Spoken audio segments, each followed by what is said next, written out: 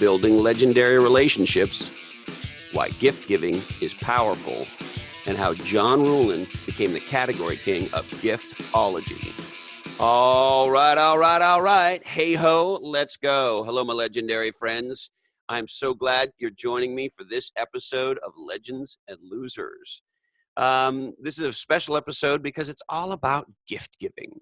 And the truth is, it's all about how to build legendary relationships quickly and strengthen those relationships over time, and why giving gifts matters so much for that. And it's a topic that, frankly, I had never thought that much about. But, I'm not really much of a romantic. And the truth is, I'm a shitty gift giver.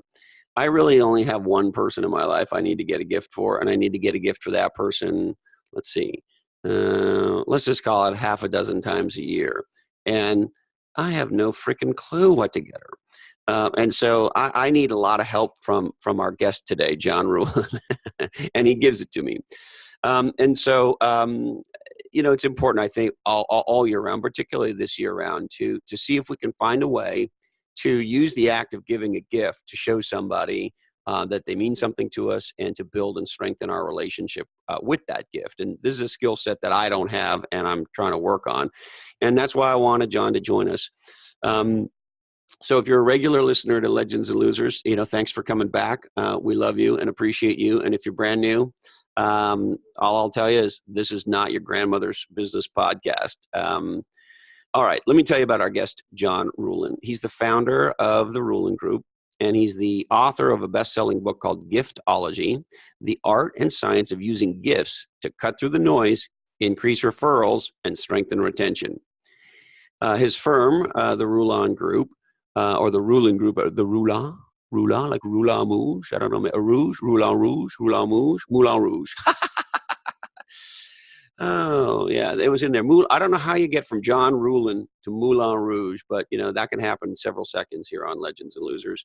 But John Ruhlin, or Ruhlin, his firm, the Ruhlin Group, is a gift logistics company, and which is such a crazy, it's a whole new category of thing. I'd never heard of a gift logistics company. And what he does is he helps people like me figure out how to be thoughtful about gift giving. And so that's fundamentally if I understand it. And he helps clients like the Chicago Cubs, Wells Fargo, Miami Dolphins, and Morgan Stanley, and many more figure out a strategic gifting strategy. John's also a red hot public speaker. He speaks at a lot of the big conferences. He's been invited into Google and a lot of other super ding dong places. He's a highly, highly sought after speaker. He's got this great book, which I told you about. And now, strap yourself in. Here's John Ruhlin on Legends and Losers. We raised a lot of money for One Life that day, which was very cool.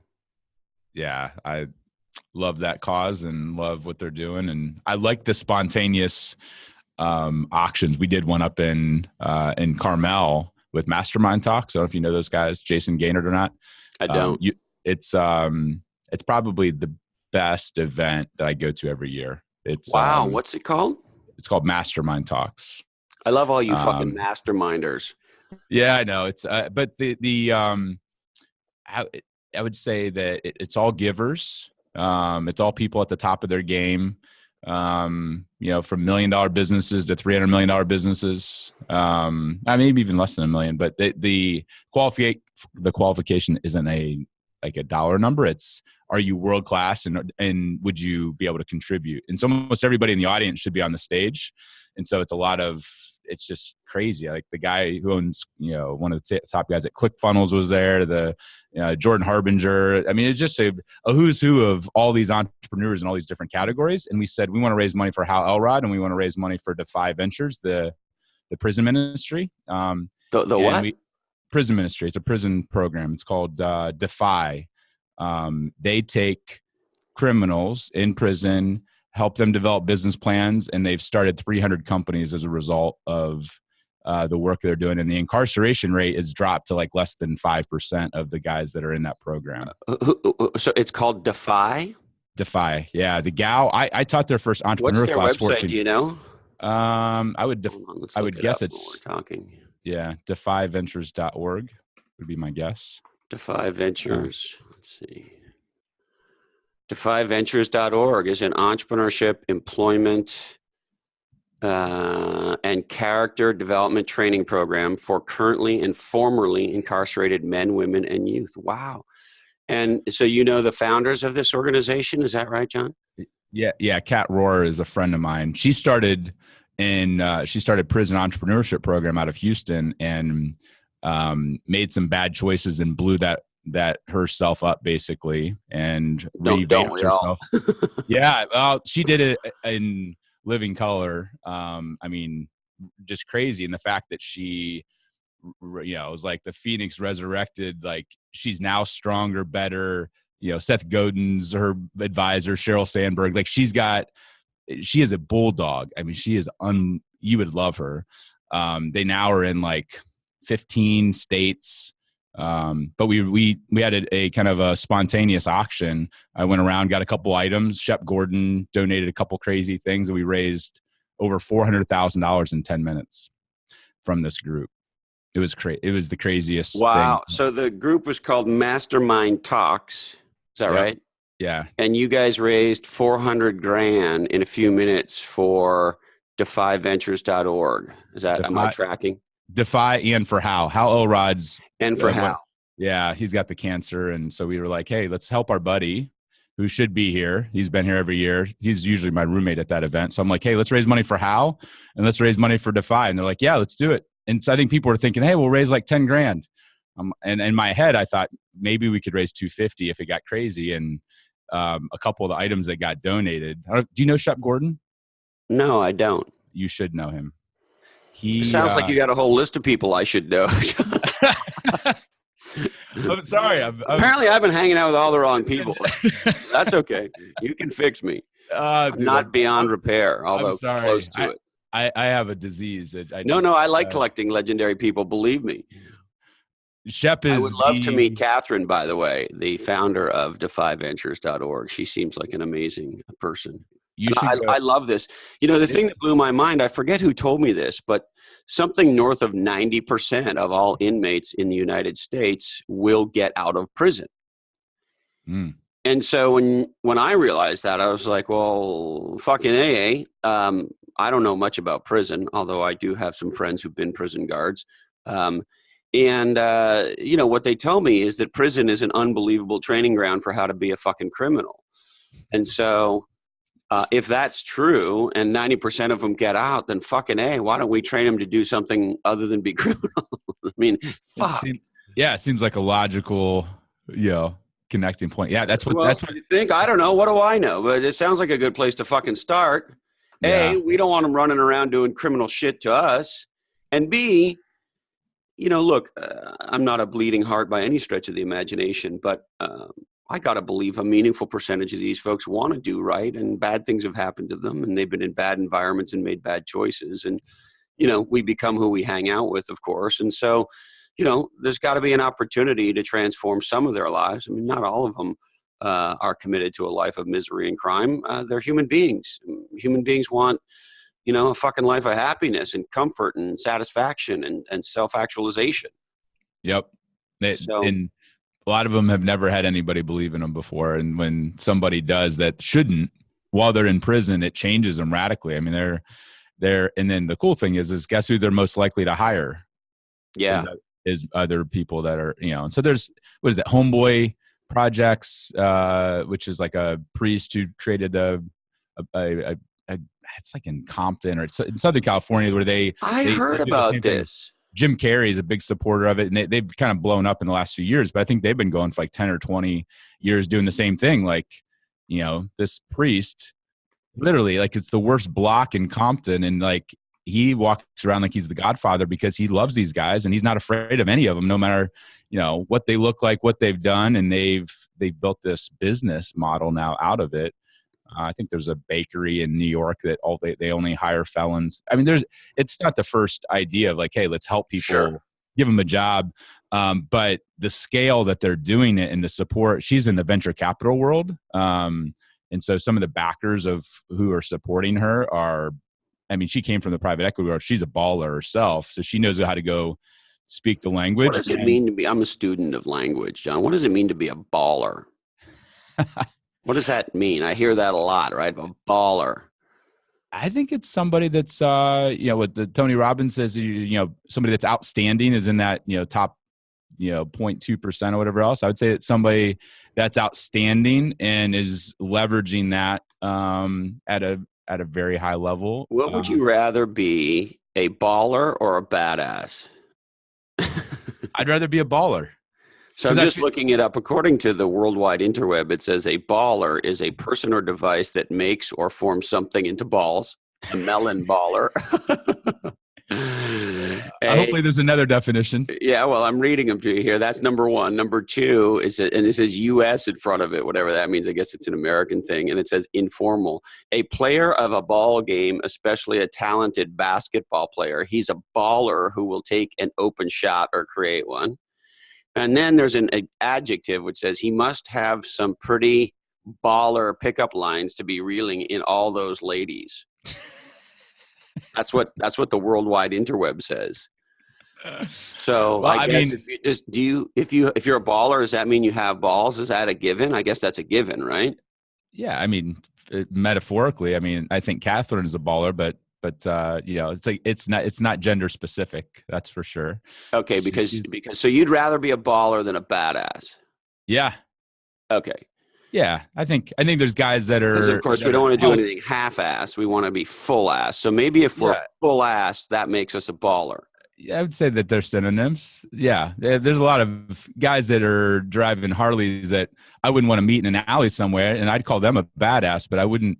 That doesn't necessarily mean you're doing great things with your life if you're a badass. If you're a baller, I think you're probably doing something pretty something good. Okay, I got to get the new lingo. I'm trying to figure out all the lingo here. Yeah, unpack the lingo. All right, so my aspiration in life now is to be a baller. Yeah, I think it ties back to the whole hip hop culture, and then that tied into basketball. And then that just, it's become synonymous. Well, I'm a king in hip hop culture. Everybody knows that. Well, obviously. Look at you got the guitars in the background there. It's my favorite hip hop artists actually are Cheech and Chong. Your favorite hip hop artist is Cheech and Chong. Tell me. I'm trying to remember the name of the song now. There was a Cheech and Chong record, and you know how certain things just fucking stick in your head? Yeah. Like I don't know where my keys are.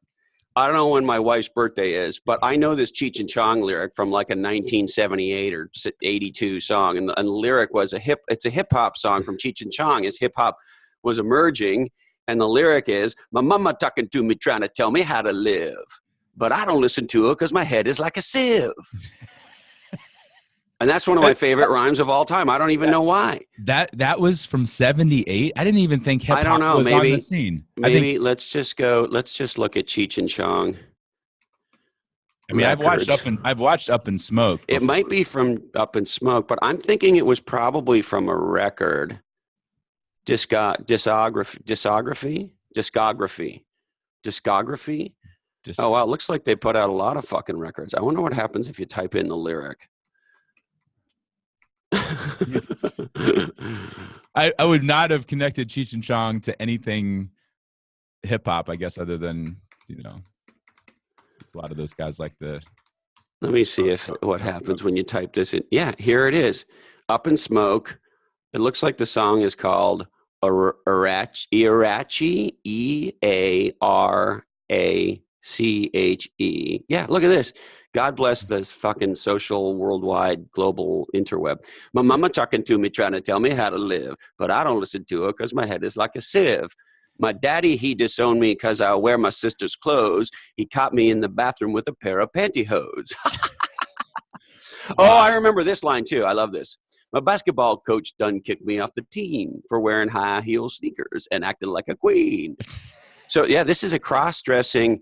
This might be very, topical, transgender cross-dressing.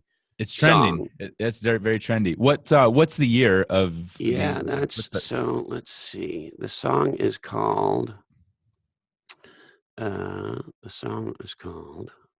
why the fuck? Now Amazon's got me lost here. Let's see. Let me open another window. Make it too easy to buy. I need to buy it actually. It's called Arachi My Eye. What a weird title. Irachi, I think is how you pronounce it. And there it is.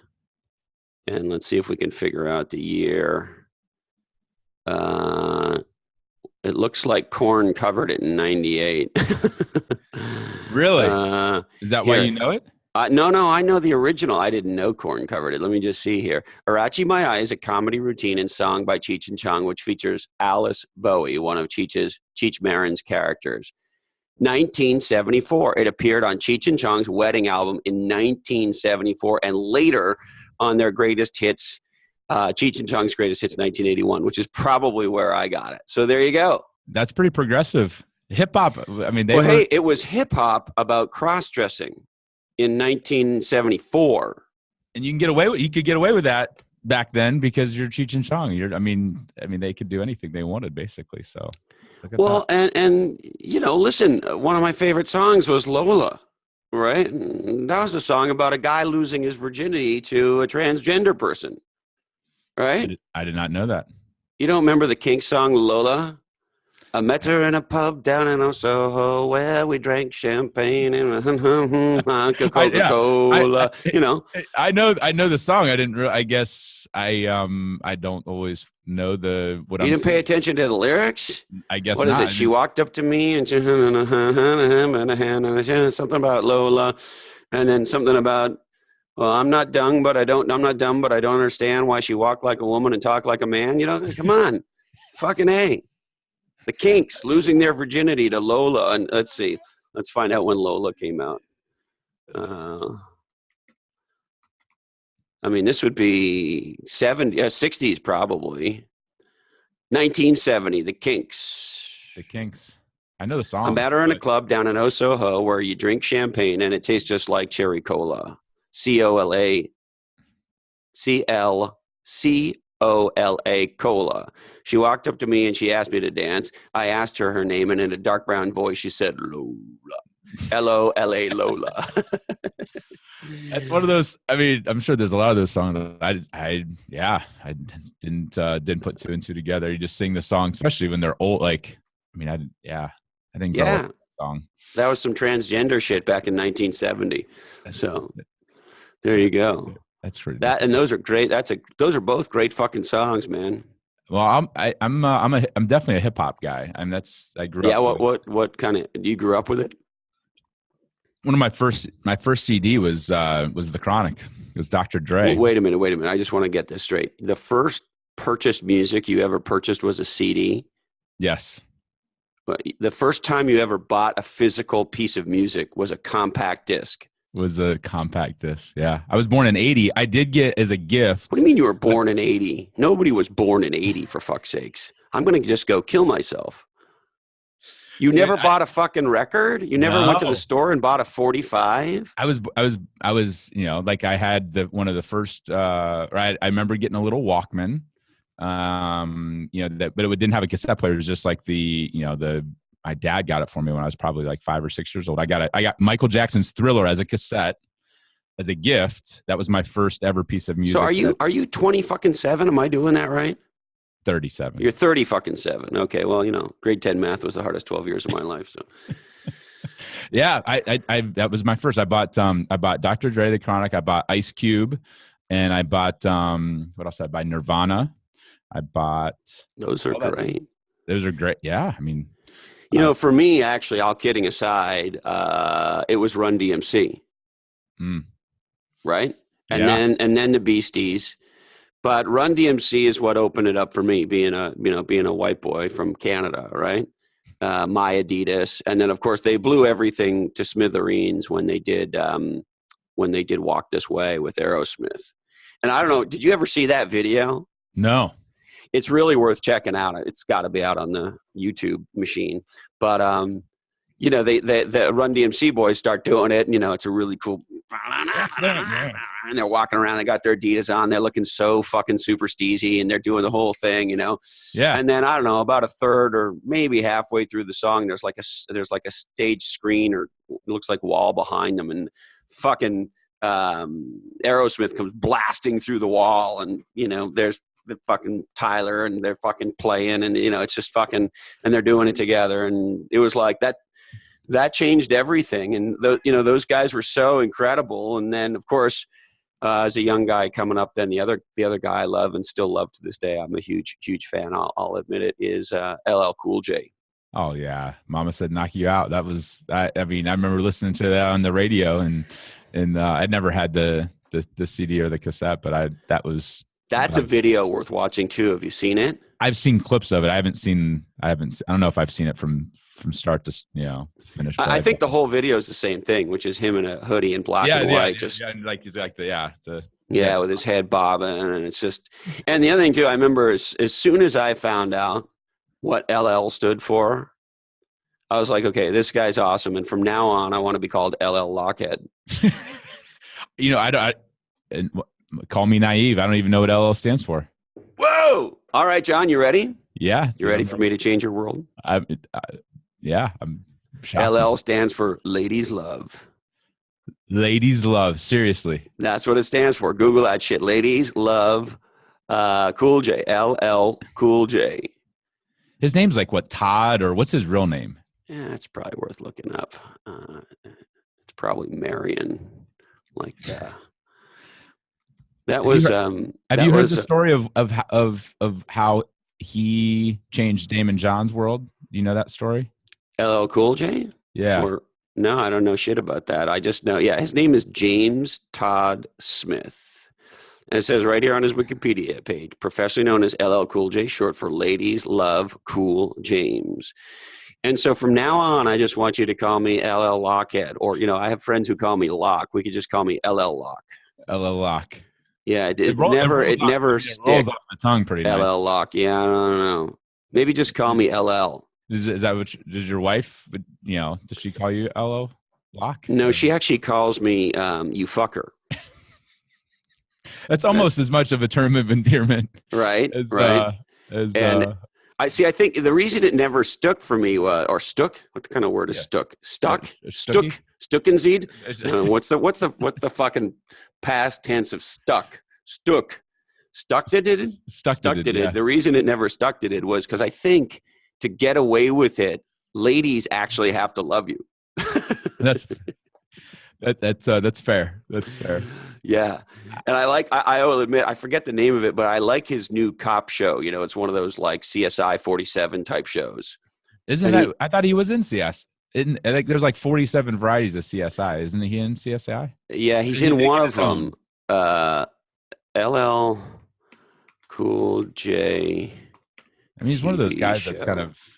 I download a few episodes of it when I travel because it's not a great show, but he's fucking great, and it's called NCIS LA. Could they get more fucking initials in the goddamn fucking title of the show? NCIS, whatever that means. Yeah, LA. Is it criminal investigative? What is it? What does it CIS stand for? And it's like, I can't even remember. Oh, I remember now. It's been a while since I saw an episode. I think it stands for Navy something. Navy Criminal Investigation Systems, or I don't know. Yes, society. Yeah. But what I like about the show is A, we get to see him beat up bad guys, and B, he's the reason I bought my new not so new anymore, my Shelby Cobra Mustang. Because I kind of had stopped paying attention to cars. I sort of didn't really give a shit. Yep. And when I started to see LL in that show, he drives the new Dodge Charger, black one. And it's so cool. You've seen these things, right? Oh yeah. They're awesome. Yeah. They brought it back. I've never driven one. I'm not a big Dodge fan in general, but I haven't driven one either. But and then my neighbor bought one of the new Super Ding Dong Corvettes. A couple of years back, and I was like, "Wow, that Corvette is to use a term, boner-tastic." Yeah, and so I wasn't paying attention. I kind of thought I had cars out of my system. You know what I mean? Yeah.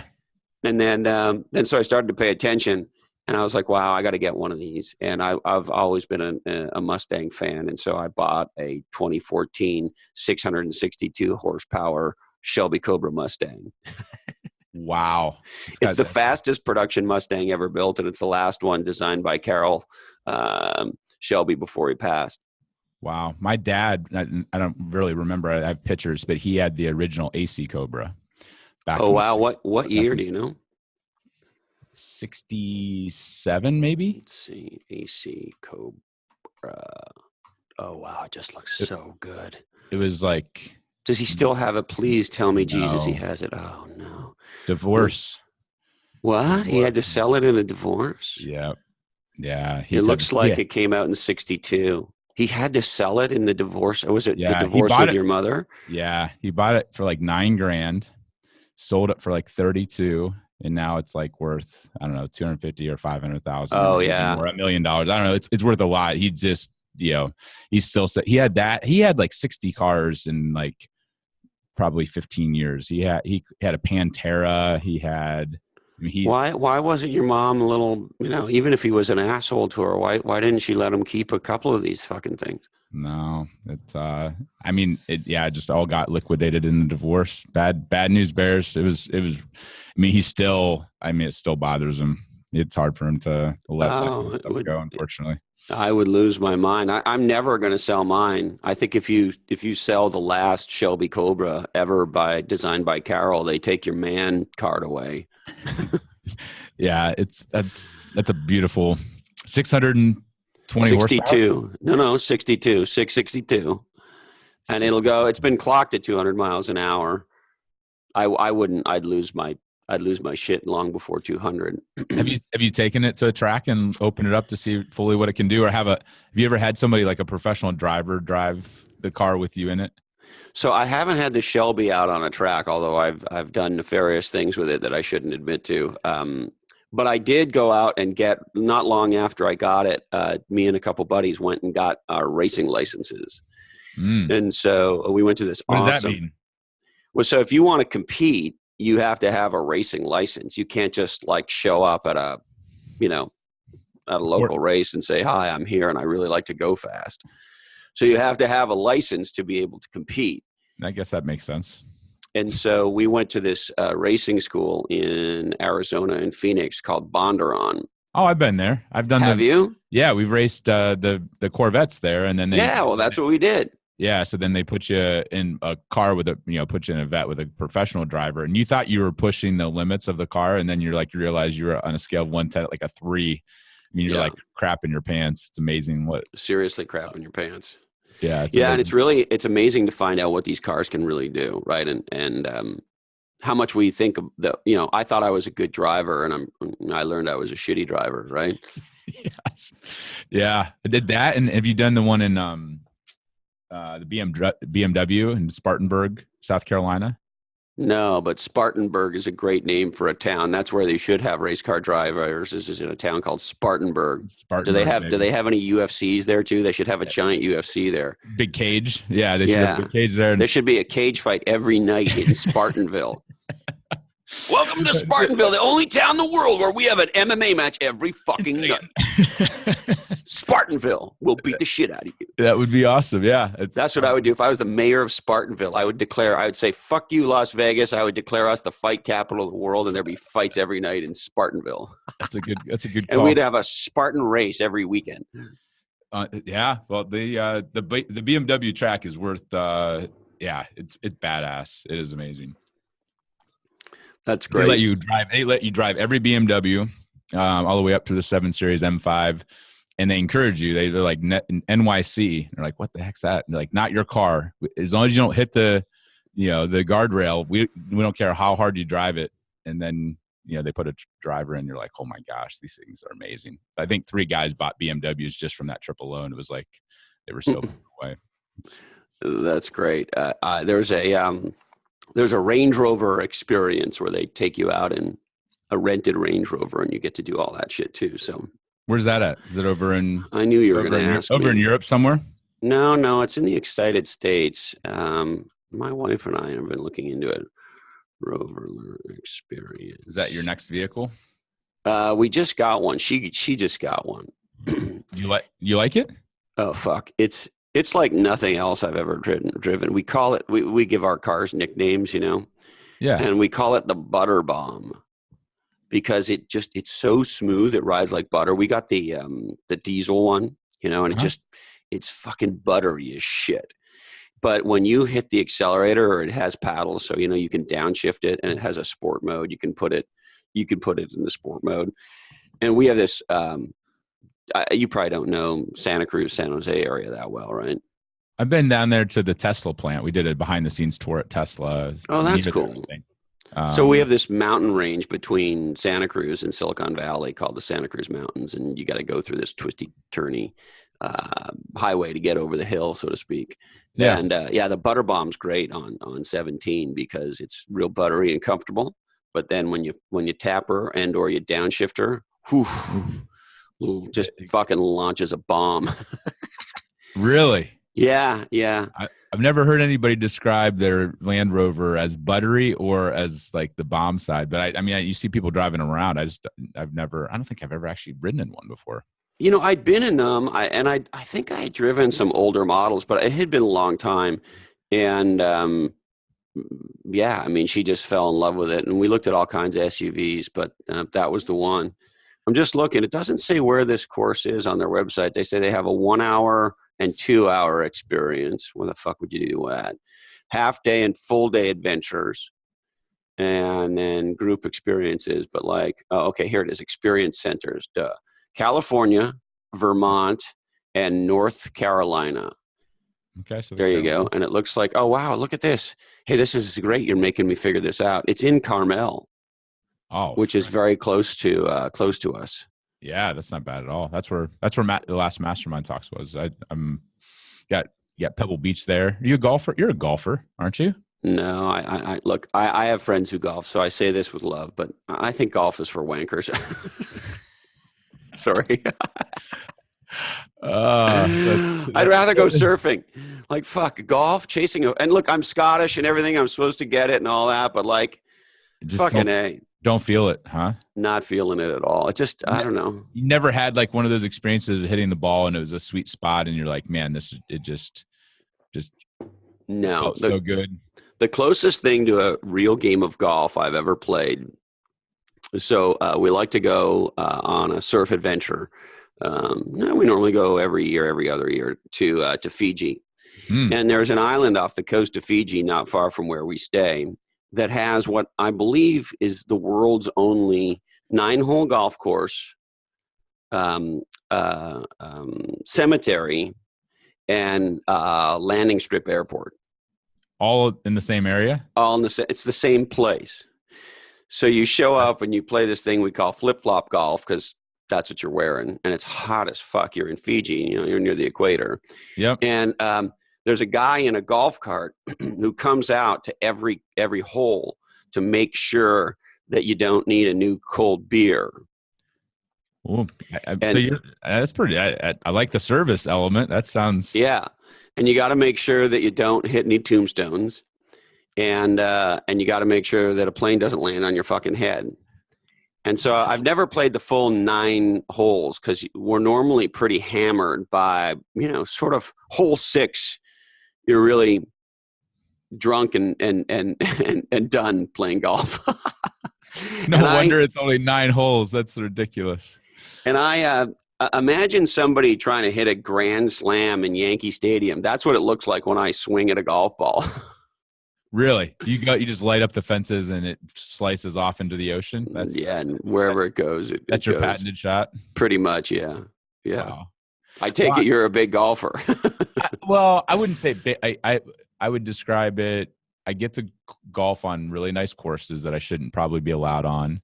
I have really good moments. Like I'll have a really good round but I could also just hack it up and just because I got 3 kids. I can't justify going and spending 5 or 6 hours at the course after I travel and whatever else. So I don't do it very often, but when I do, I try to do it at a really nice place with really good people and just go all in and have a blast. And sometimes I'm amazing and other times I just suck.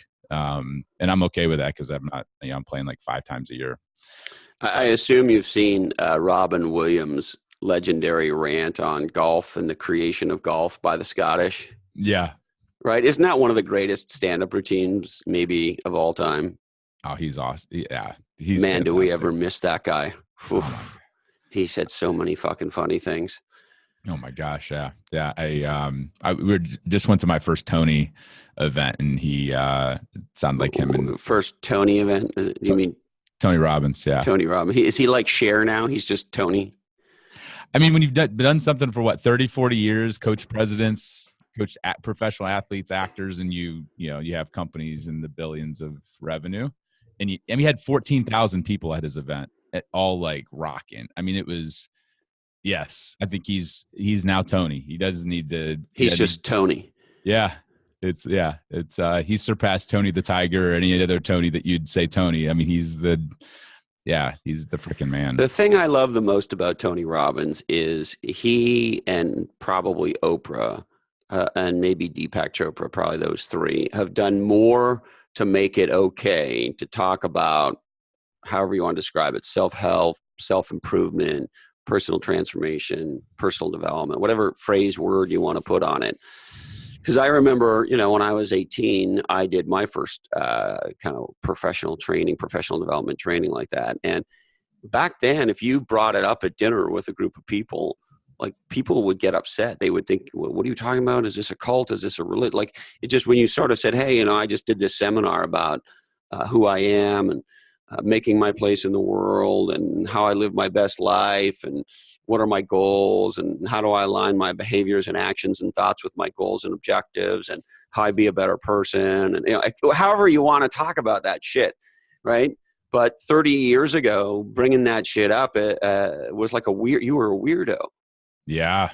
Yeah. I grew up in the Midwest. My mom was into like health and wellness and vitamins and essential oils, and she was like the black sheep. We were having stuff like shipped in, and people were like, what the heck are you talking? Like, so yeah, I've experienced that feeling of people looking at you like you have three eyes, like, what are you talking about? Yeah. Yeah. So I think what's really cool, I mean, of course he's made a difference to millions, and that's probably the coolest thing.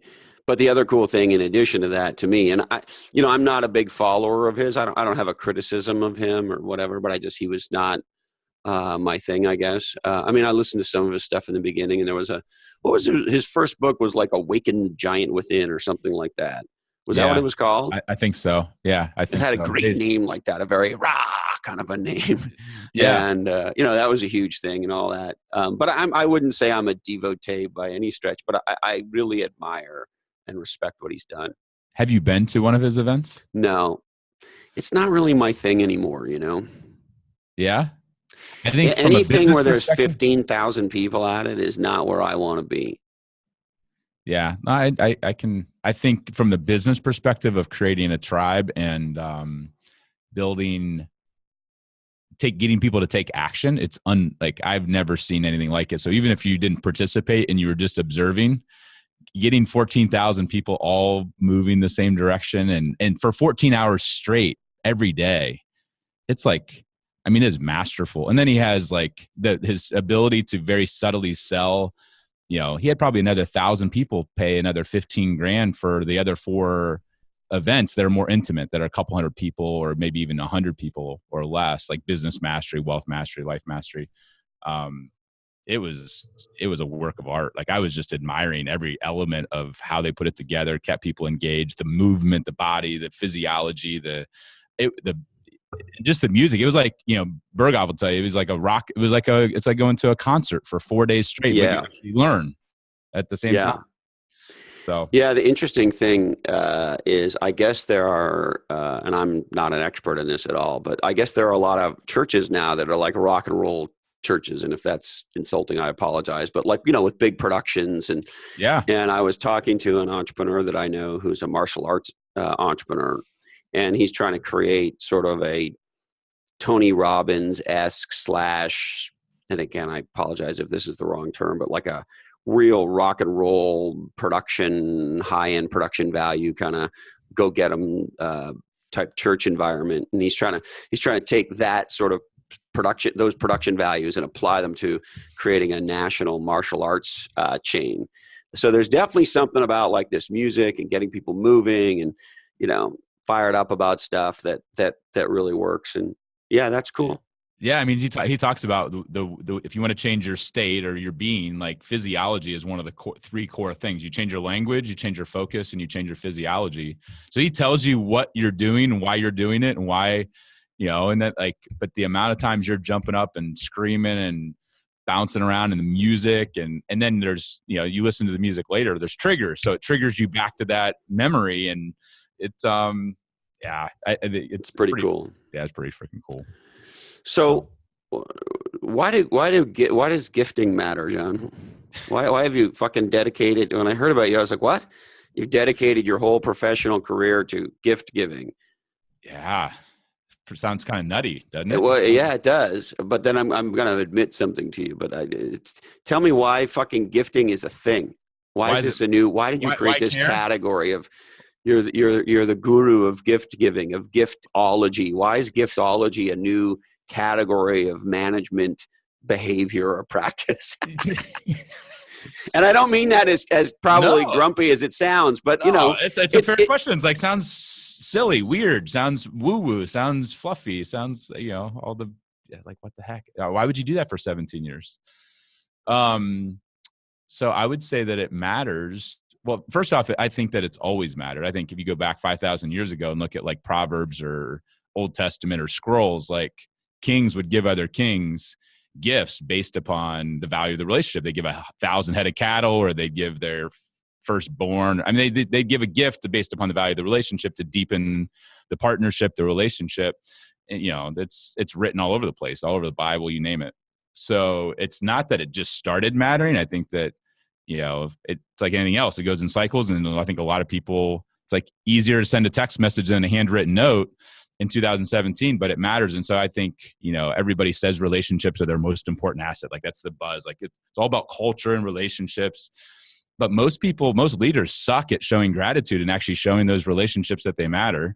And we realized that 17 years ago, like, everybody gives this lip service, like, but their actions are not congruent with their words. And so we realized, wow, there's an opportunity here to help small, medium, large companies to show gratitude like they mean it, show gratitude at a level that most people have never experienced, especially in business where millions or billions of dollars are on the line. And so we just kind of dove into it, and, it's been an evolution process, but it's worked. Now, I have a lot of, let me call them fuckers. I have a lot of fuckers in my life who have been through your program and or have been completely, let's call it trained. I was going to say brainwashed, but let's call it trained in your beliefs about business gifting. And I'm now at a place where, like, John Berghoff sends me a gift every 15 minutes, whether I want it or not. Like, there's always something funny coming from Berghoff. By way of example. And then, like, I get, like, this is my favorite one because of you, because all you fuckers grew up at Cutco, right? Yeah. So when you and I were together in Whistler, when I gave that talk, afterwards they sent me this fucking man knife right here. And of course it's a Cutco man knife. Yep. And Cutco K-bar. Is that what it's called? The K-bar? Well, K-bar is a military. It's the number one knife that was carried in World War II. This run right here? That one right there. I really like it. It's very manly. And they put the GoBundance logo on it, and it says Chris Lochhead, legendary category creator, on the knife. How'd that make you feel? Made me feel awesome. They didn't pay me shit to do that talk. But now, by the way, I did it for free on purpose because I love Tim.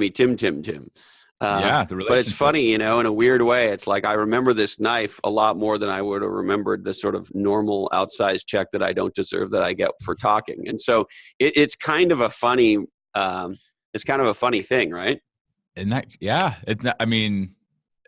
it's funny and it works. I mean, that's the funny part is, what's being done to you, and it still evokes the emotion. That's the crazy. Well, and Scott Lowry might be the sweetest man I've ever met. And he had Robert August, the legendary surf company in Southern California, build me a custom surfboard with the Legends and Losers logo and shit on it, and like sayings in it and shit, Big Lebowski shit. And like, it's up.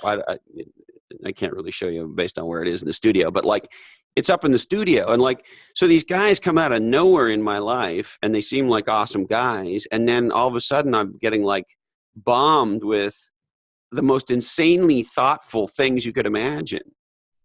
Yeah. It's yeah, Scott's great. He gets what we teach at a really deep level. Yeah, no and shit he does. And he practices it. Yeah, when he told me what he was doing, I was like, dude, that's gonna rock him. That's gonna just freaking crush it. And yeah, I mean, and it never, for me, it never gets old. My love language is words of affirmation. So every time somebody Whoa, what? Did you just say my love language is words of affirmation? Yeah. Are you familiar with the book, The 5 Love Languages? No, but I feel like I should pour myself a scotch and, light a candle. Tell me about this, John, the love languages. I think we should have a cigar. I mean, I don't know about the candle part. The scotch and cigar sounds like a great. Welcome to Love Languages with John Ruhlin. Today, John talks about what the fuck is a love language. You've never heard? I mean, it's sold like 20 million copies. It's like one of the most popular couples books. I'm not on the that planet. kind. Like, I'm a very friendly guy, but I'm actually. This is something I'm terrible at. I don't have a romantic bone in my body. I really don't. And I am terrible at like gift giving. I have to give one person a gift. Let's see, 1, 2, 3, 4 times a year, right? Anniversary, Christmas, Valentine's, and birthday. Yep. And that's like, I'll use an overly dramatic word on purpose. That's a panic for me. I have no fucking clue. Like, well, what do I get her? I don't know. What the fuck? Can't do it. It's very hard to come up with 4 gifts a year. Very hard. Well, that's why our business exists more on the business side than on the personal side. Gifting your wife is the most difficult gift, no question, on the planet. But what I'll say is if a farm boy from Ohio can pull it off, I mean, I would challenge you and say that if you put 1/10 the amount of energy into listening as you did to your car or your surfing, you would rock her world and she'd be, putty in your hand. I resemble that fucking comment. Dude, it's Are you saying I don't listen to my wife? Dude, how dare you? I mean, I think we're having I just want to be honest and candid. And that's my, that's the reason I can't figure out a fucking gift. Yeah. Because I'm not paying any attention. She's telling me all day, every day what the next gift is. Is that what you're telling me? Women are light up. Of course. You don't think that she's dropped hints. She probably stopped dropping hints because she's like, this dude is like, his mind is elsewhere. Yeah. On surfing. He's thinking about the awesome surfboard he just got. He's not thinking about, that I love Lululemon or whatever I don't know your wife, but I could spend 5 minutes with her and probably come up with 5 different ideas of what she'd be all about. I think that's what we should do. We should have you spend some time with my wife and then you put together a plan. I'll give you a credit card number and Bob's my uncle. I've had that offer way too often. Hey, baby doll, I have engaged the world's foremost expert on gifting to be our gift consultant for your 4 events every year. How romantic is that? Yeah, that's the thing. People try to delegate that one task of their partner, and it doesn't go well. It doesn't. So what should people in business be thinking about as it relates to gifts? Well, they first off, they should realize that it freaking matters. I mean, they spend billions of dollars a year on entertaining and travel and golf trips and hunting trips and race cars and all that crap, and they don't realize that that's the same playbook that every Fortune 1000 company does, the same advertising, the same, freaking trade shows. They take them to the same steakhouses.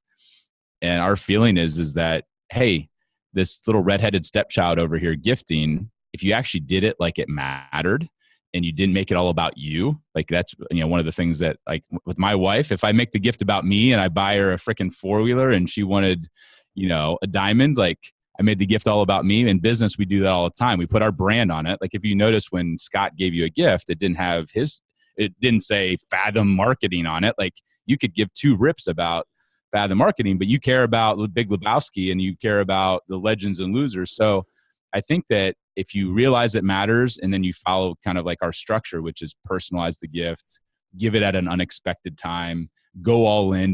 Don't be cheap. Most people are like, hey, how many millions of koozies can I buy and pass out to my clients? Like, if it's imported from China as a piece of crap, like, you really think that represents the value of the relationship? Well, like, it sucks. You actually spent money to have a negative impact.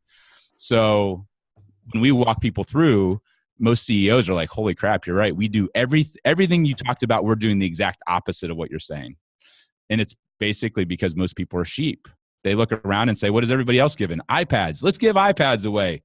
Put our logo as big as possible, the size of a softball on it, and let's pass it out at Christmas. Like, it's the exact opposite of what anybody would actually teach, which is be different than your competitors. And we just, happened to stumble upon the wisdom 17 years ago. And if everybody did it really well, it wouldn't work very well. It'd just be part of the dinner crowd like everybody else. Now, how do you, if I want to get into gifting as a, on one hand, it's a business strategy, right? Mm-hmm. And in that context, look, I think you could view this a little bit nefariously, right? I'm going to try to do a cuddle and get an advantage for myself. Yep. But the reality is, in sales, that's what we're always doing, right?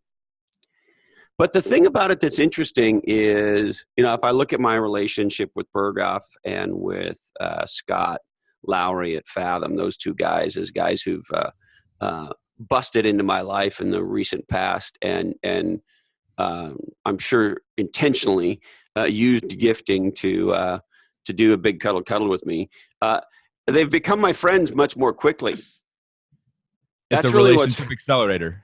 Yeah. That's exactly right. And it sounds like bullshit or management speak or whatever, but by being they identified my personality. They were very playful with me and sort of how they conducted themselves. And they just sort of threw, they just threw this gifting shit on top of it. Yeah, it can't be solo. You can't go and do it. Like, you can't have a sucky business or a sucky personality and then gift well and then think that's going to cover it up. It has to be like the cherry on top. And then people just brag the crap out of the cherry, even though, like, the hard work is the sundae, but everybody focuses on the cherry. We provide the cherry. That's really at the end of the day. And the interesting thing is, I think about both guys, and I now consider them friends. And to your point, we got there much more quickly. Now, I think in reality, 99% of it is kind of who they are, what they do, their personalities, our shared values, our shared visions. We care about a lot of the same things. So that's really what it is. But I would be less than candid if I didn't say, they've sent me some funny shit. And it's very endearing. And I have not reciprocated other than some Legends and Losers t-shirts, which I'm assuming doesn't really count. Or does it? Probably not much, right? It's not as good as the knife. It doesn't. It's not as good as the knife. And so, because it's got my shit on it, not their shit on it, to your point, right? Yeah. Yeah. Everybody cares about themselves more than they care about everybody else. And unless it's like, if you're into, the Cubs and the Cubs send you something, then you're part of that club. The value, our question is does the logo add value to the item or take value away or keep it even? And 99% of the time it takes value away. And so we say, like, if you have, if it's Harvard and it's given out to Harvard alumni and it's a Harvard award, that makes sense. Put the Harvard logo on it because people are going to be proud to have the Harvard logo on it. But if it's XYZ accounting firm or if it's Pepsi, and you're giving it out to your top 1,000 relationships that can all afford everything that they want, you putting Pepsi on it and giving it out to, XYZ distributor, like, they don't want Pepsi on it. Is that the biggest mistake people make? Is that the biggest mistake people make in the business world with gifts? The logo is a big gift. I'll send out $300,000 this year in gifts. 80% of it's targeted towards the inner circle. So if I want to get to you, I'm going to target you, your assistant, your wife, and if you had kids, your kids. I'd target those people because $1 invested there is like $100 on you. I got to spend a crap load. I got to do that crazy guitar or a surfboard to get your attention. But your wife usually isn't included in all the cool stuff that you get exposed to and given. And so if I honor her, I can spend 1/10 the amount or 1/100th the amount. So I could equally weight like probably 5 mistakes that people make they hold back. They don't give a quality item. They give a piece of crap. They put their logo on it. They don't personalize it. They don't include the inner circle. And they give it at a what's the crappy inner time. circle, They give it when John? it's expected or obligated. What's the inner circle, John? Spouse, assistant, or kids. The It's inner circle of the individual you are doing the cuddle with. Yeah. Yeah. I cuddle with your wife. Is that the official? Loves me. Is that the official term? The cuddle. It is now. I've never heard it before, but I'm going to use it. The cuddle. Yeah, we're doing the cuddle. That's what we're doing, right? And you know what? It's funny, of course, because I never thought about it. Because why the fuck would I think about gifting? Because I never thought that gifting was a category of thing. It was just something you had to do because fucking A, you discovered that tomorrow's your wife's birthday.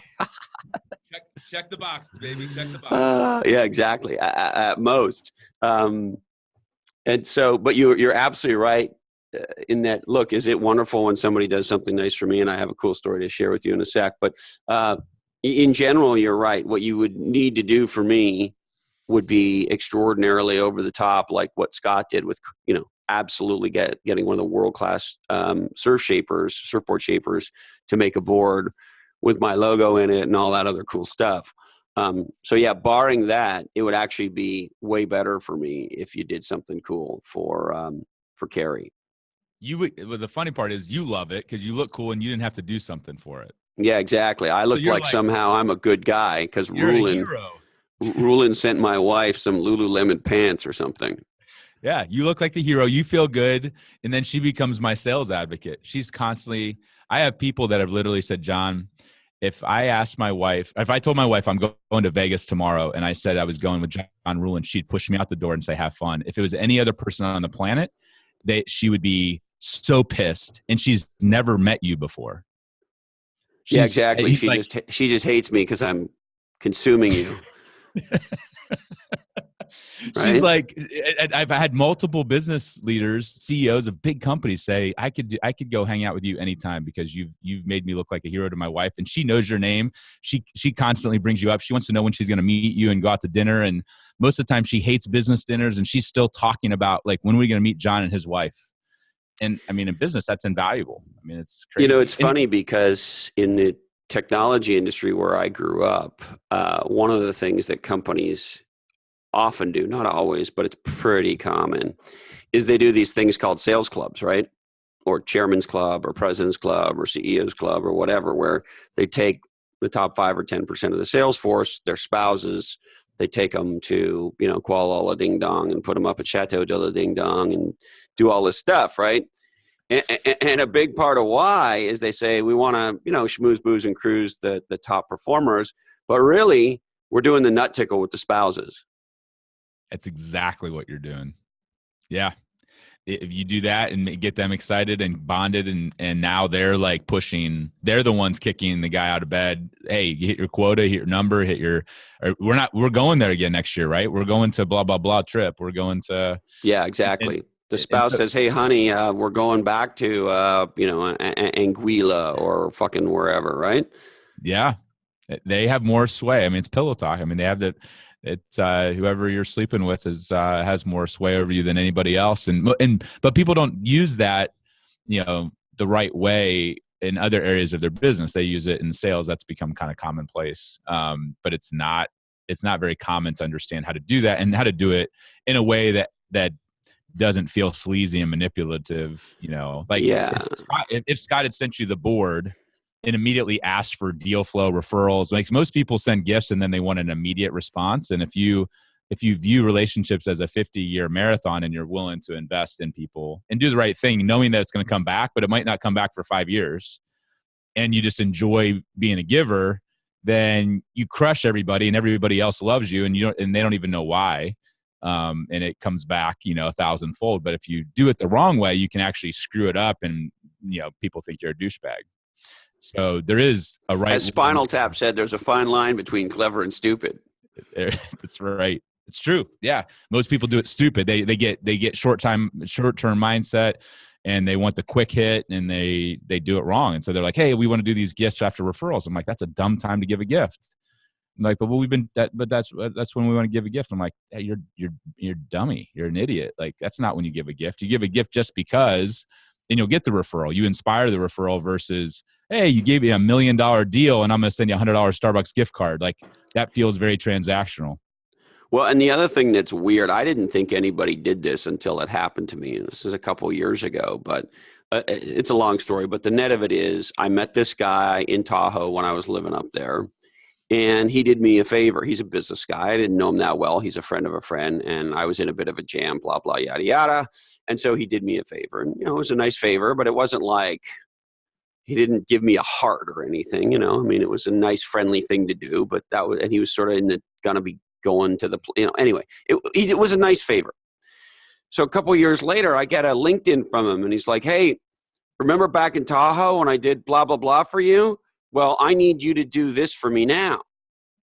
I mean, he literally said it that blatantly. And I didn't remember that he did the thing for me in Tahoe. It was a it was a whatever. I mean, it was a nice whatever, but it wasn't like, and I just thought, what the fuck is wrong with you, man? Like, I would have done him the favor. But the fact that he said, hey, I did you a favor and now you owe me one, I didn't do him the favor. I was like, go fuck yourself. Yeah, it made you angry because it felt manipulative and controlling. And it's, nobody likes to be treated like a pawn. And so it's one of the reasons that gifting the assistant, most assistants are talked down to and manipulated and treated poorly. And we're like, you should treat that person like gold and never ask for anything. And guess what? They'll go way out of your way over time to do anything that you need. But if you try to leverage it on them, it just feels sleazy. It's just not a cool way to live. But people do, and they say it more subtly than that. They hint towards it. They might not be as blatant as a LinkedIn, like, remember on this date, this time I did this for you, but people, they keep track in their head, and that freaking ruins it.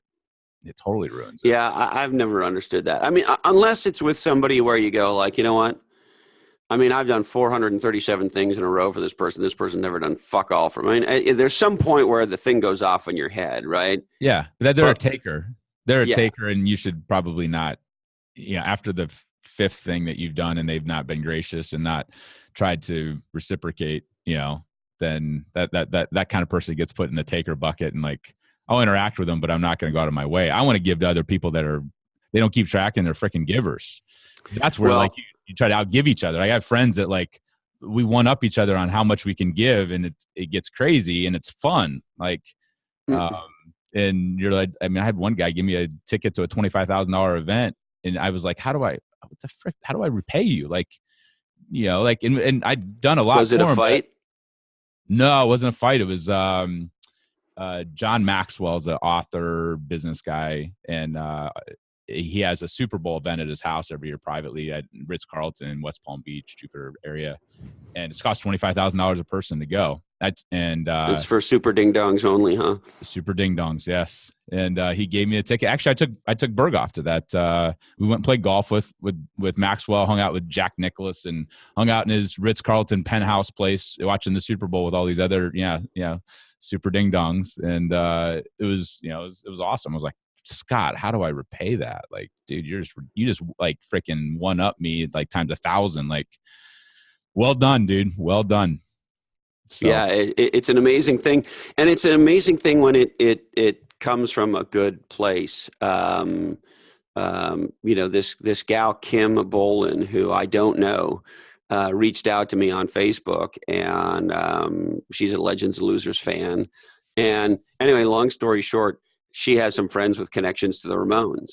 And she sent me this fucking Ramones care package of T-shirts and hats and shit that is just so cool, and stuff a lot of stuff I'd never seen before, and just for no reason, she just sent me this care package, like just because she likes Legends and Losers. I'm like, it's incredible, just for nothing. It just knocked me over. It overwhelms you in a good way. Yeah, and it flips the switch for most people. I mean, you've read Robert Cialdini's book Influence, right? I have not. Oh, it's so good. And it's been around for a long time. But he talks about reciprocity and why. Robert, what's his last name? Cialdini. Cialdini. Yes, Cialdini. Berghoff's a big fan of him too. He wrote another book called Persuasion. That's a more recent one, but he backs everything up with studies and shows how we're wired as a human race. God's wired us, or whoever you believe is wired. It's like reciprocity is part of the deal. It's in our DNA. And when you do things for people, most people have like a little scale in their head. They want to reciprocate. And if you do it the right way, like he gives the example of, like, I think Cornell did a study on mints. And the reason they give you a mint is the tip would went up, mint costs 2 cents, but the tip would go up like 40% when you put a mint with the credit card statement versus no statement. And it's because internally we're wired, when we get something that we're not expecting, we want to repay the favor. And oftentimes we exceed. It's not on equal terms. And it's one of the reasons that gifting works if you do it the right way without strings attached. People are they're overwhelmed by it. And they're like, in the back of their head, they're thinking, gosh, I got to do something. And oftentimes it can move them to refer business. It can move them to open deals and doors and, increase business, all that. I have this happen to me a couple times a week at least. You're a married man, John? I am. I don't know what it is about women. I don't know if you have this experience. Women know the exact second where you are profoundly chilling your nuts. Where the nut chilling has just begun. You've gotten everything to the place where the nut chilling can really begin, right? I know where you're going, yes. Yeah, and then what happens, John? Hey, come here. I need your help. Yeah, and in my case, because it's often later in the day or the early evening or the evening or whatever, right? Here's what happens. I'm sitting there, normally on the couch, either with my computer in front of me reading or doing something, or the TV on. Maybe I probably got a beer going. Yep. And she comes over, she sits down next to me, and she hands me a bottle of some fucking cream of some sort. And she says, it puts the lotion on its skin, which of course is a line from The Silence of the Lambs. And that now means it's my turn to rub her feet and put this fucking shit on her feet.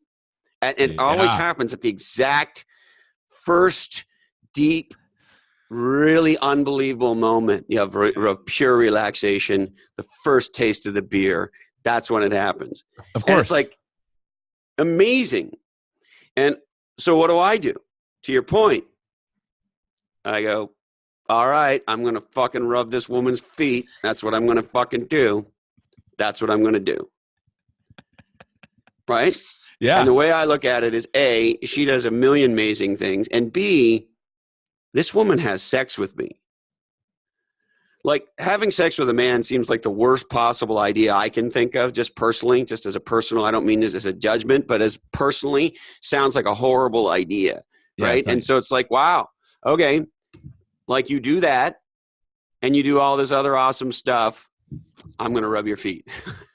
You reciprocate. I'm not sure it's reciprocation, but it's what she wants. So whatever, then I just fucking do it. And maybe she's reciprocating on, the foot rub turns into other things. I mean, yeah, that could. We could get there from here. So you never know. I mean, I'm sure that's in the back of your head. We live in hope, right? We live in hope. And we're always ready. No matter what, we're ready. We're always ready. We're always ready. I would agree with that statement. But we're wired for reciprocity. It doesn't matter if you're your wife or somebody else, but that's a great, I like your. So if I want to be a more generous person and I want to use gift giving in my personal life and my professional life as a way to use your term, I think you said it was to accelerate relationships. Is that what you said? Yeah, relationship accelerator. Yep. Yeah. What would I do, Dr. Ruhlin? Well, there's two prescriptions. One is, you say this is important, but I don't have the bandwidth. So you're like, frick, I'll just hire a Ruhlin group and they'll pick out of the gifts and be the concierge and make it all happen. Or everything that's in giftology none of it's secret. Like, it's the whole playbook's there, so they can go read that and then dive in. And a lot of it is just caring. Like, Scott had to care enough to say, like, what's important to, what's important to Chris. Like, this is the important, and it's a hassle to go have something custom made. But a lot of it's caring. I care. I want my business to grow. So I'm going to do this for my employees. I'm going to do this. I'm going to pay attention for my employees. I'm going to pay attention to my suppliers, my clients, my prospects, my centers of influence, and I'm going to budget for it. I'm going to redirect money from marketing or from entertaining. I'm going to redirect money that's being wasted because it's like everybody else. And for us, our number is you reinvest 5% of your net back into your relationships. 5%. Now that sounds like a big number. Is it? I mean, it depends on. I mean, if 5% of your revenue or 5% of your profits.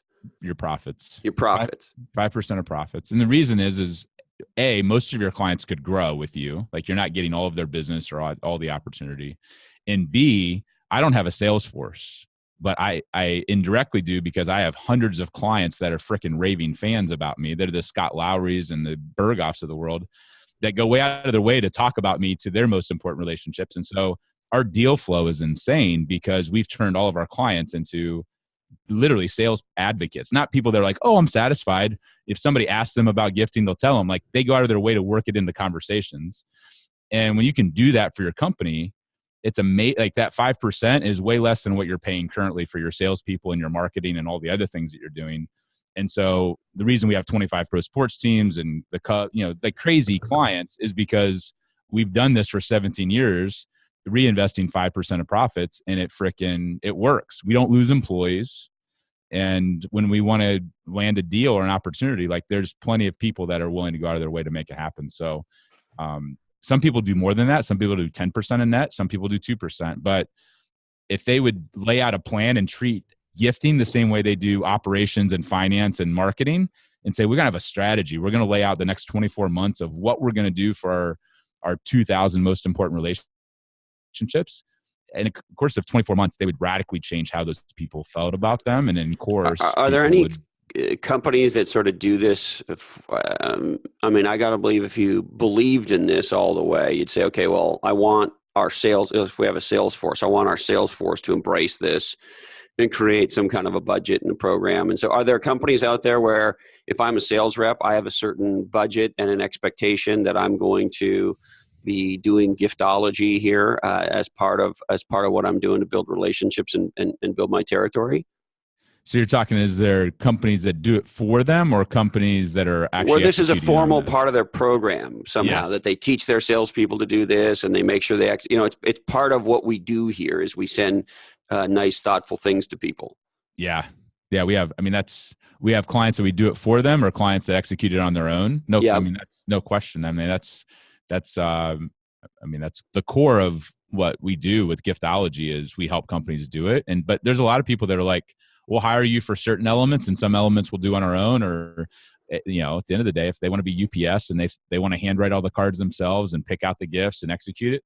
Most people, if they scale it, they realize how difficult it is to consistently do it and they end up coming and asking for help. But there's no question that people are already doing this on a regular basis. But it's still a small percentage because they look around and nobody else is doing this and they're going to start sending, $2,000 surfboards and, $1,000 knife sets around like that.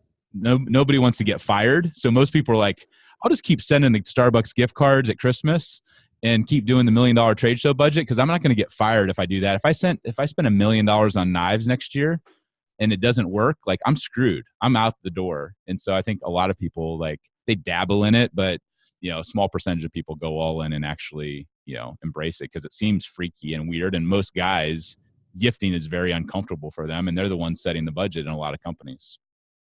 Yeah, it is. I don't know why it's a weird thing for guys, but maybe not for all guys. But one of the things I heard you say a while ago is it's sort of in the context of the power of gifts, and it really struck me, which is what's the first thing that happens after a woman gets engaged?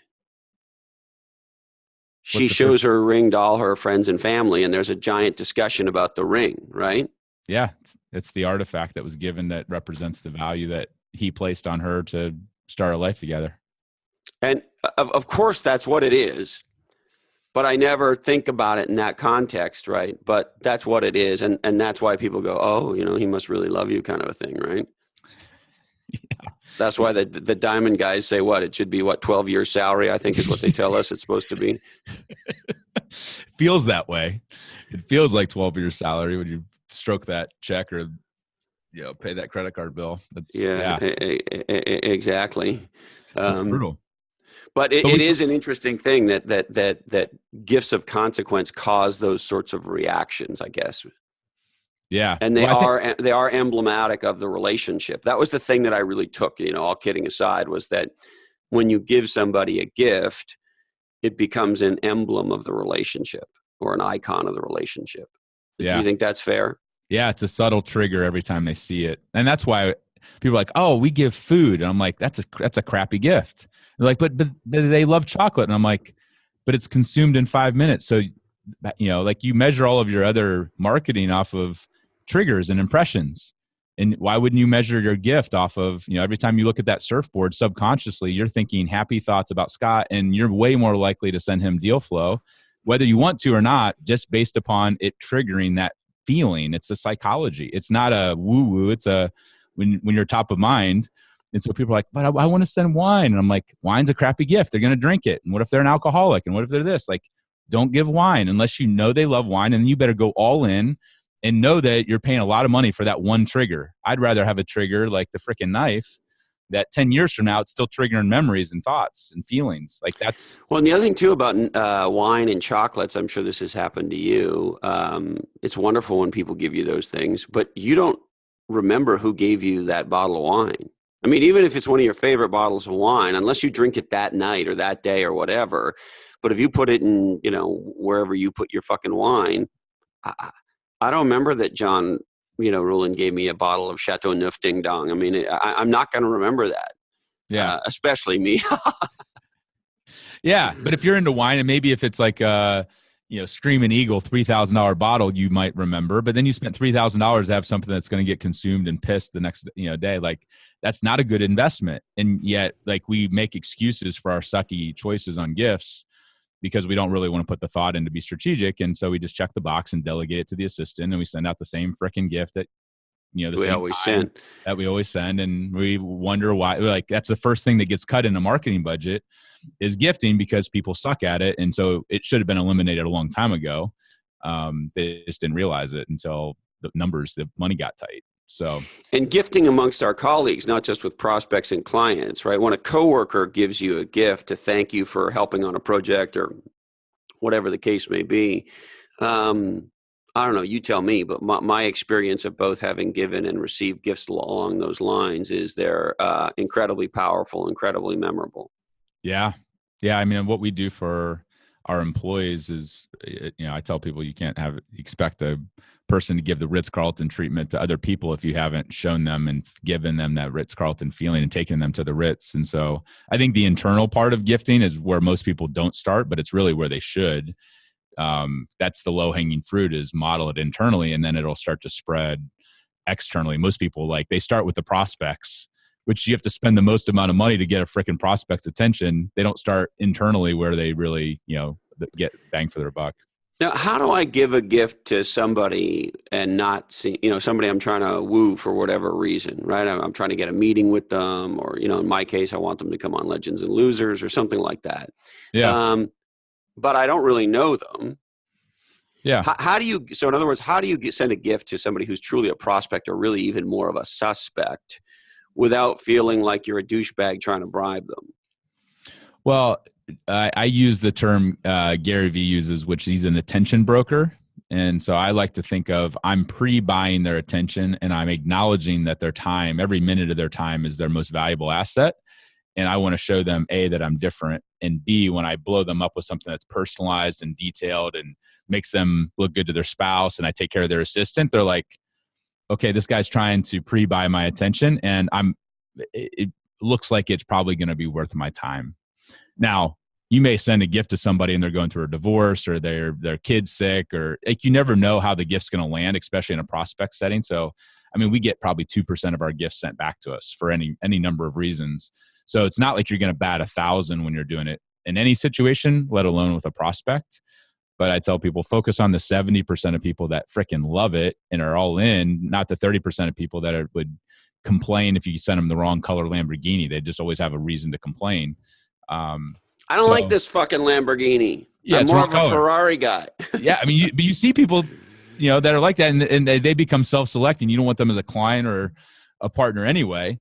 But prospecting is more dicey and it's more risk because you got to dial up the intensity and the frequency. Like I had one, Jeffrey Gitomer, who's a sales author. I sent him 18 gifts over 18 months and frickin' just bashed him one after another. I'm going to bash you with gifts. But after 18, he's like, you're the most pleasantly persistent person I've ever engaged. If you fly to Charlotte, I'll hang out with you for half a day and we'll see what happens. And he's become a client, a friend, an advocate, endorser of the book. And, but there's risk. Like he could think I'm a stalker. He could think I'm like there are the times when it's going to blow up in your face, and most people, they avoid pain. And so they don't want to play in that league. And I'm like, frick that. Like, I want to be in the blue ocean where nobody's willing to go. And don't some Fortune 500 companies, I'm almost positive they do have written policies about what you can and can't accept and certain dollar amounts and all of that. Yeah. So that's ringing in everybody's head right now, which I love because it means everybody's too afraid to do anything. And what we've found is that most people, there's the written rules and then there's what's followed. Number one. Number two, we're not advocating for sending like $50,000 Rolexes to people. Most of our gifts are between $100 and $1,000 per gift. So they're nice. And do most corporations allow a gift of $1,000? Do you know? Or most would say they don't, but they allow you to take somebody to the Super Bowl or to Pebble Beach or other places that cost $1,000 for the dinner or for the whatever. And so as long as you do the gifts, personalize, no logos, make it all about them, make them look like the hero, most of the time they will accept it and they don't send it back. And even if they do, here's the interesting part is we've had a number of prospects that are going after big Fortune 1000 companies. They're like, we can't accept this gift, but it's the most thoughtful gift we've ever received. We'll take the meeting anyway. Yeah, that's very cool. At the end of the day, that's what the result that you were going for was. But some people are going to say, like we had one client that sent it to somebody and they were being investigated for fraud. They didn't even realize. And so like, man, they were pissed. They sent the gift back with, and mother effed them up and down. And like, it was bad. But then I was like, what about the other 19? They're like, oh, they loved it. I'm like, next, like, who cares? Like, bad timing on that gift. Yeah. Like we didn't kill puppies here. Like nobody died. Like we sent them the gift. We've engraved ex-wives' names on knives before and people get pissed off. But ironically enough, they'll reach out and say, if you start sending me the right wife on my wife, I'll take the meeting. Like, so people get all freaked out. And do you do like a charitable donation in their name, that kind of a thing? Like if you find out that, the World Wildlife Fund is somebody's favorite charity, that you give $1,000 donation in their name. Does that work? Yeah, that's a different kind of gift. It doesn't have quite the halo effect of the trigger. It kind of comes back to it's money. Cash is not the best incentivizer. And because it doesn't live like Berghoff gave me this. Yes.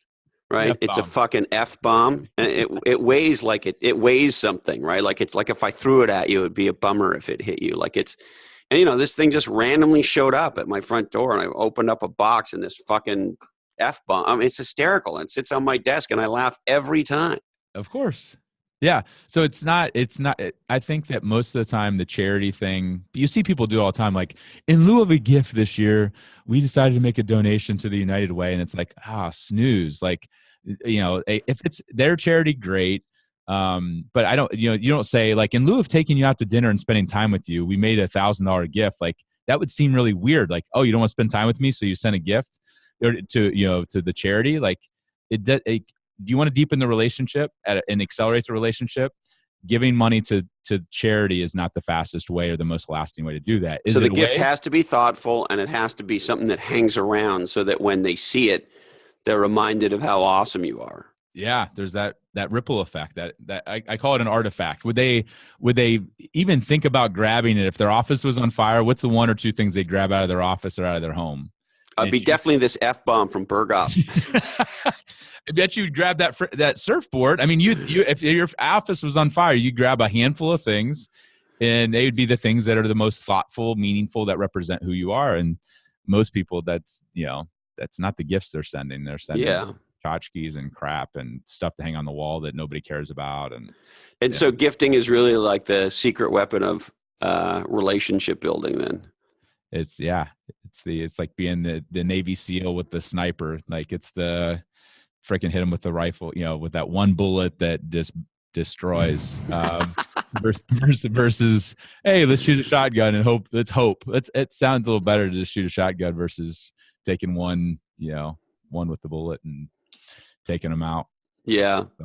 Well, is there anything else, John, before we kick out of this wave? I don't think so, man. This has been awesome. This has been, like you said, going down different twists and turns. It's fantastic. So thanks, man, for the chat. I wish you're awesome. And having been I'll use this word with tongue in cheek and smile on face, but been the victim of your teachings, the recipient of your teachings. It's pretty awesome. And I'm trying to figure out how I can be a better gifting husband and a better gifting person in life in general. And sounds like the old Legends of Losers t-shirt might not be enough. Well, definitely not at home. You want to get laid more at home. Turn the ears on, dude. It's going to be a game changer for you. Just try it for a month, and I'm just telling you, you'll be sending me a lot more than Legends of Losers t-shirts. That's hey, these are pretty awesome t-shirts.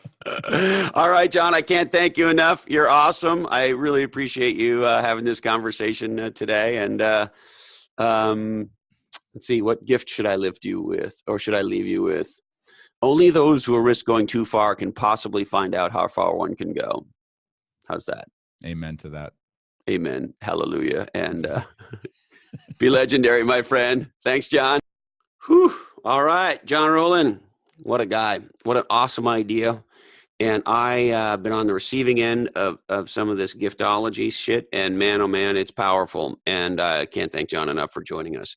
If you know somebody who would love this episode with John, why not share it with them right now?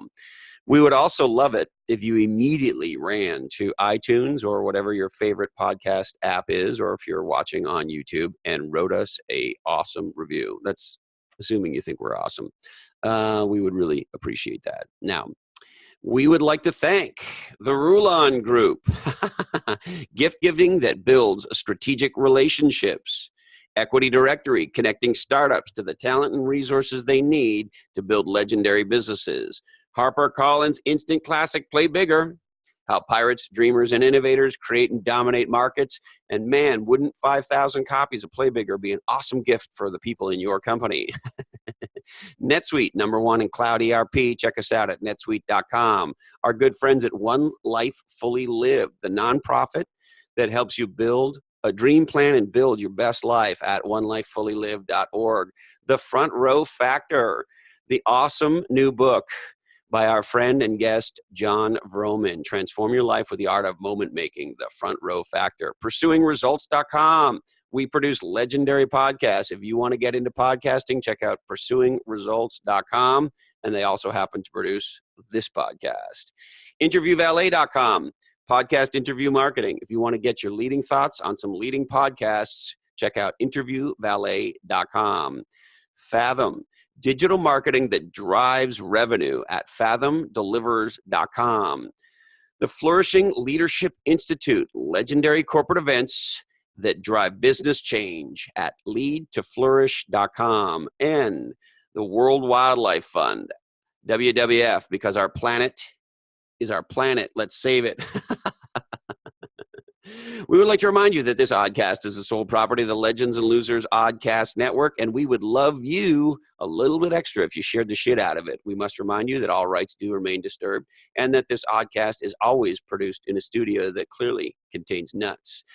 Legends and Losers may also contain forward-looking statements, backward-looking statements, present moment-looking statements, and completely asinine statements. We must remind you to never jog near a prison, and that if you haven't changed your mind lately, how do you know you have one? Give more gifts. We love you, Candy Dandy. Thanks a lot, Mom and Dad. And hey, Colin, this oddcast really ties the room together, doesn't it? Today, our apologies go out to Bill McDermott, CEO of SAP. Sorry, Billy. We just ran out of time for you. That's it, my friends. Thank you so much for joining us today, and we hope to see you again soon on another episode of Legends and Losers.